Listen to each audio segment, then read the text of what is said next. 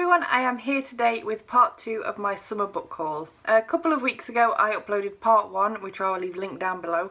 Part 1 is all the physical copies of books that I bought in July and August. And part 2 is going to be all the books that I have accumulated from publishers via NetGalley. So all of these books have been sent in return for an honest review, and I am so excited for so many of them, and there are 35 books. I told myself that I need to start cutting down. And so I feel like I've achieved that in a way, because that's, what, 12 and a half books a month. So the first book is The Beginning Woods by Malcolm McNeill.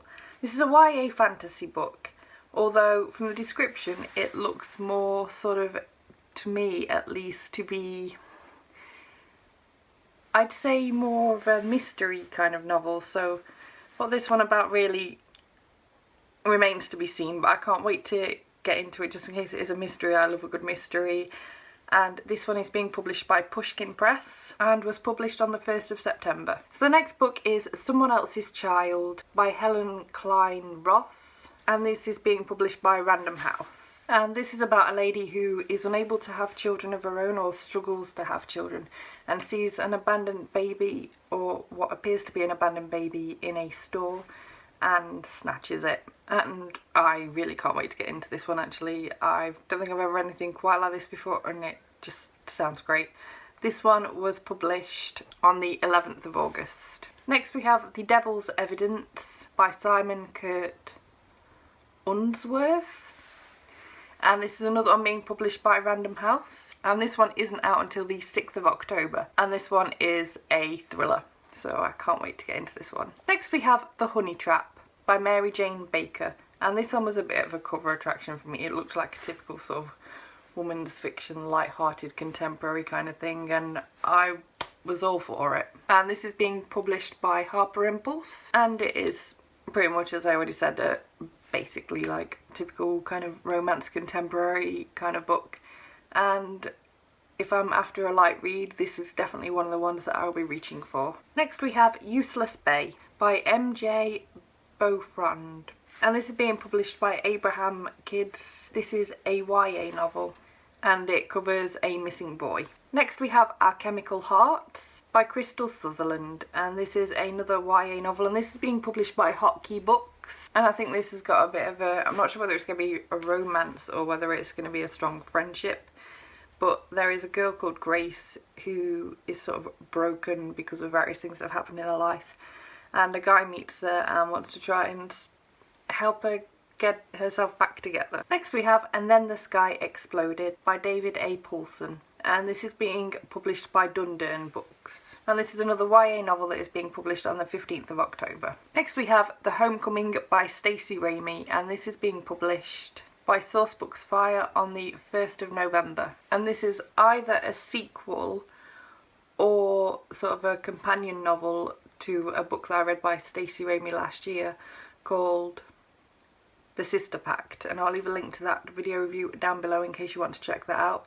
I really enjoyed that book, and that review has actually had a lot of views, so I feel like a lot of you might be looking forward to me reviewing this book too, and I'm really excited for it. I'm hoping to get to it very soon. Next we have Holding Up the Universe by Jennifer Niven, and as I showed you in my previous book haul, I did recently pick up All the Bright Places by the same author, because I wanted to read both of these, because I feel like a lot of people have loved or hated All the Bright Places, and there's also been a lot of controversy around Holding Up the Universe, so I wanted to see how I feel about both the novels. And this one is being published by Penguin and is due to be published on the 6th of October. Then we have Undertow by Elizabeth Heathcote, and this is being published by Quercus Books on the 1st of September, and this is a mystery thriller novel. Then we have The Bone Witch by Rin Chupeko, and this is being published by Sourcebooks Fire on the 1st of March, and this one was a bit of a cover attraction for me. That cover is just absolutely stunning, but also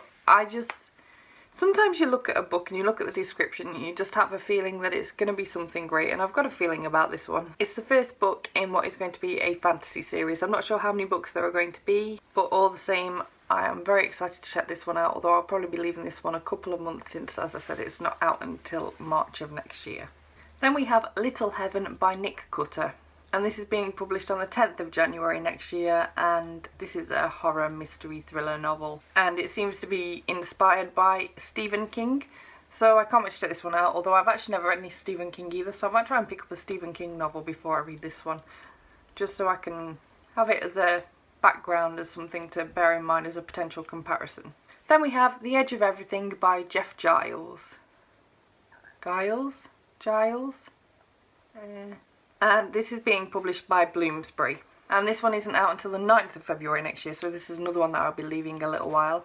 And this is a YA novel that is billed as being a sci-fi fantasy. Then we have The Curious Kitten. I'm always such a sucker for dogs and cats on covers, and that kitten just pulled me in and really attracted me. And this book is by Holly Webb and is being published by Little Tiger Group. And this one came out on the 11th of August, but I haven't yet got around to it despite the cuteness of it. I'm hoping to get to this one sooner rather than later. This looks to be some sort of children's book and has been compared in the notes to Animal Ark, which I loved as a child, and so I can't wait to check it out. Next we have The Best Possible Answer by Catherine Cotteras.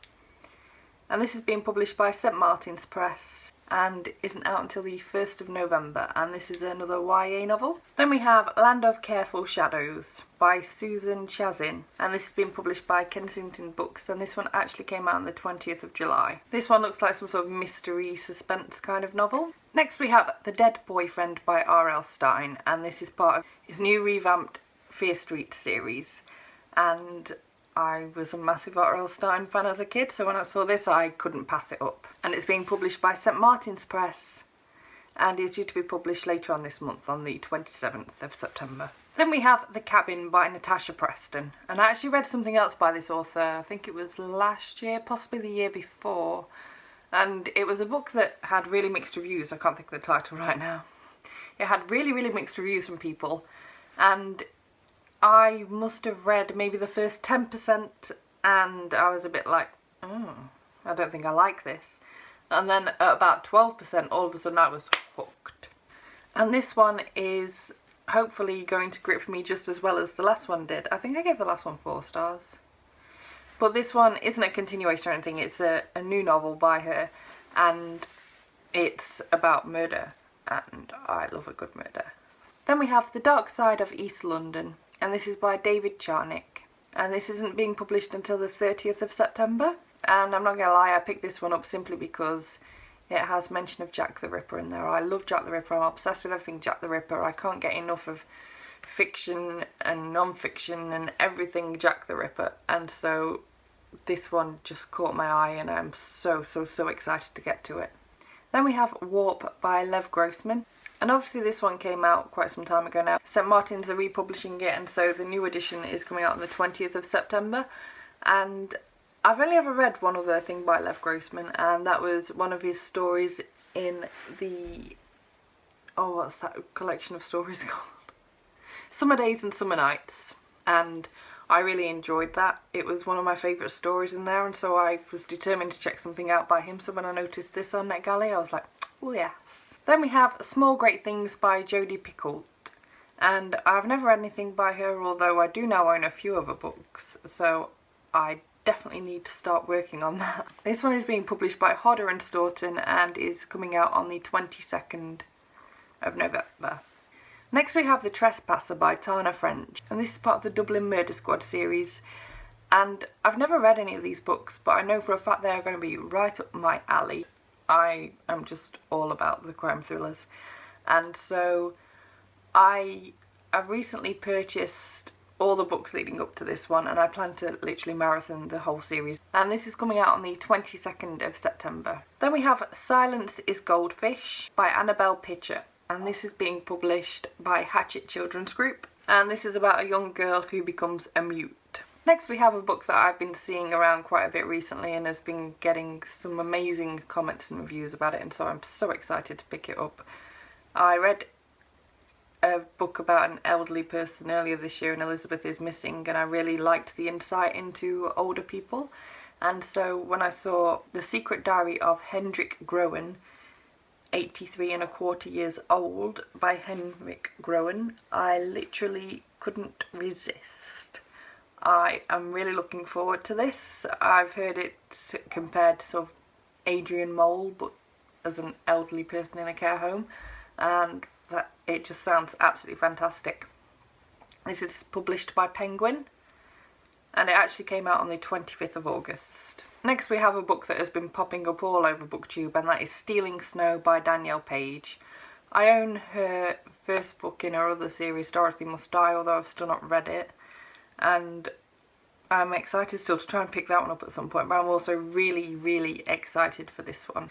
Then we have Eden's Escape by Tara Crowell, and this is a children's fiction book and is part of a series being published by Disney Hyperion. Next we have Die Young With Me, which is a memoir by Rob Rufus, and this is a moving true story about a teenager who gets diagnosed with cancer. Next we have The Tourist by Robert Dickinson, and this is being published by Little Brown Book Group, and this is a sci-fi fantasy adult novel. It isn't being published until the 20th of October, but all the same this is one that I'm very excited to pick up. It was the cover that initially captured me, but then when I read the description I was like, oh my goodness, yes.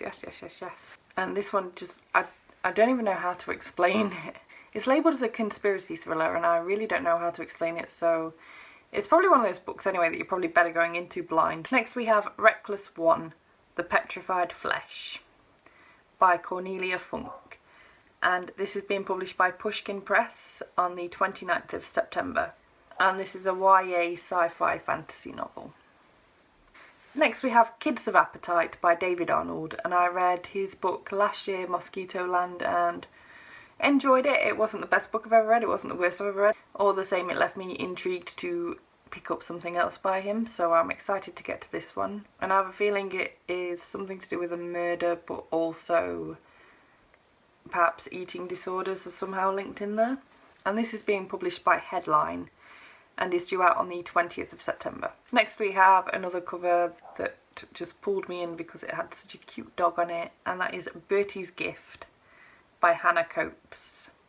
This is being published by Hodder and Stoughton and is due out on the 20th of October, and it's labelled as being for fans of A Street Cat Named Bob, and I absolutely love those books. They are just so inspirational but also cute and such quick reads, and I feel that this one will be a cute quick read too. Next we have 3 books that are all being published by Touchstone, and they are The Fireside Grown-Up Guide to the Mum, The Fireside Grown-Up Guide to the Husband, and The Fireside Grown-Up Guide to the Hangover. And these all look really fun, quick, just kind of nostalgic reads because they're in the style of the classic books that you got like that as a child, and I think these are just going to be really funny, really light-hearted, just fun reads, and I can't wait to get to them.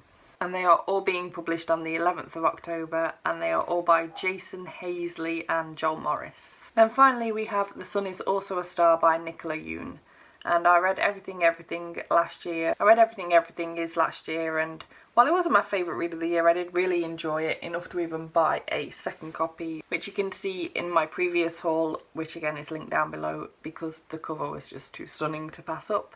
And so I'm really hoping I enjoy this one too. Again, it's another stunning cover, and I can't wait to see what I think of this one. So there we have it. All 35 books. I think it's 35. I really hope it's 35 after I've said that. Thank you so much for watching this video. If you liked it, please give it a thumbs up. Subscribe if you want to see more book videos. I do wrap-ups, hauls, tags, reviews, and I will see you in my next video. Bye bye!